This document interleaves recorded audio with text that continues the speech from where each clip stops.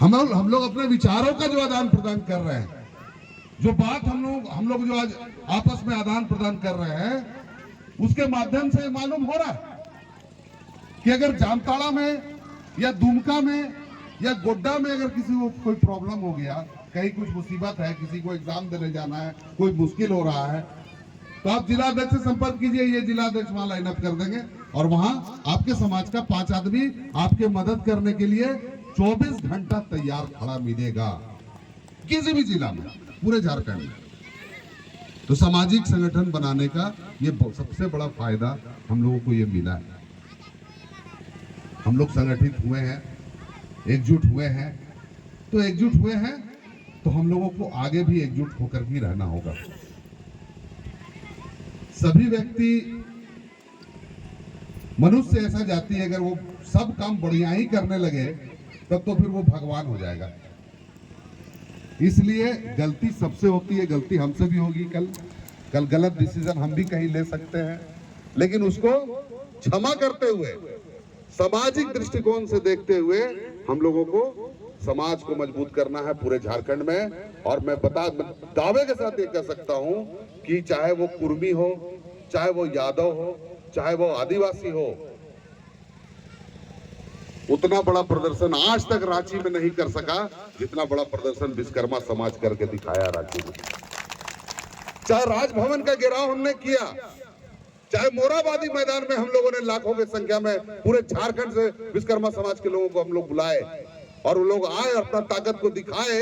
आप लोग भी प्रत्यक्षदर्शी है उसके, आप गए थे, देखे कि विश्वकर्मा समाज का इतना भव्य आयोजन, समाज का वो सिर्फ भीड़ इकट्ठा करने का नहीं, विश्वकर्मा समाज के लोगों का भीड़ इकट्ठा करने का उद्देश्य हमारा नहीं था। वो उद्देश्य था कि विश्वकर्मा समाज के लोगों के आत्मबल और मनोबल को बढ़ाने का वो रैली था, और उसमें हम लोग अपनी ताकत देख लिए और अपने आप को मजबूत समझ लिए कि हम लोग मजबूत हैं, हम लोग कमजोर नहीं हैं।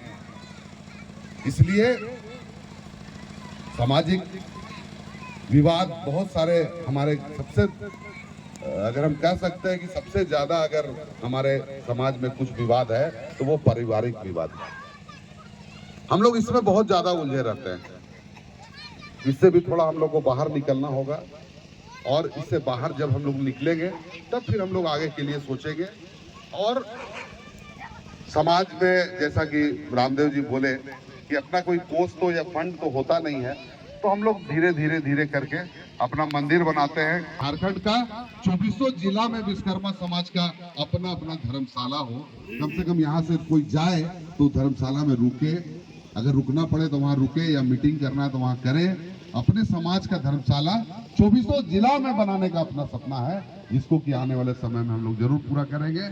अब बहुत देर से लोग आप सुन भी रहे हैं, तो ज्यादा कुछ नहीं कहेंगे, लेकिन इतना जरूर कहेंगे कि समाज को मजबूत करने में सिर्फ पॉजिटिव सोच के साथ आगे बढ़िए।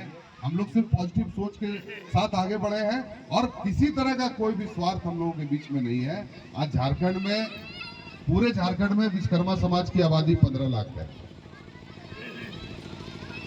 पूरे उत्तर प्रदेश में हमारी आबादी लगभग 2 करोड़ है। बिहार में हमारी आबादी लगभग 75 से 80 लाख है। अभी बिहार में चुनाव हुआ, एक भी विधायक अपने समाज का नहीं जीता।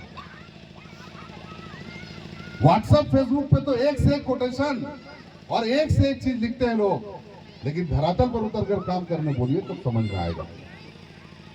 आपस में इतना बिहार में हम देखे, अभी पूरा नजर रखे हुए थे, बड़ा रैली हुआ, कार्यक्रम हुआ, लेकिन रिजल्ट 0। 243 सीट में एक तो अपना समाज का विधायक वहां होना चाहिए था बिहार में, लेकिन नहीं बन पाया। कम से कम हम लोग 2019 में भी विधायक 81 में एक बनाए, और फिर रिपीट करा के 2024 में भी उनको विधायक बनाए, और बहुत जल्द आप लोगों को उनसे रूबरू भी कराएंगे। और आप देखिएगा कि जो आदमी विधायक बना है और जो आज कैबिनेट मिनिस्टर है, वो 11 जो झारखंड में मंत्री बने हुए हैं, 10 मंत्री जो झारखंड में है, 10 मंत्री में सबसे ज्यादा टैलेंटेड, शिक्षित और संस्कारी व्यक्ति मंत्री बना है, क्योंकि वो विश्वकर्मा समाज का है। विश्वकर्मा समाज का है, इसलिए वो संस्कारी है। तो इन्हीं सब बातों के साथ मैं अपनी वाणी को विराम देता हूँ और सबको एक बार फिर नव वर्ष की हार्दिक शुभकामनाएं देता हूँ कि आप लोग आज चूंकि वनभोज का भी कार्यक्रम है तो खान पान कीजिए और अच्छे से घर जाइए और समाज के बारे में अच्छा सोचिए ताकि हमारा समाज कैसे आगे बढ़े और हम लोग कैसे संगठित हो। इसी आशा उम्मीद के साथ आप सबों को बहुत बहुत धन्यवाद देता हूँ। सबको नमस्कार।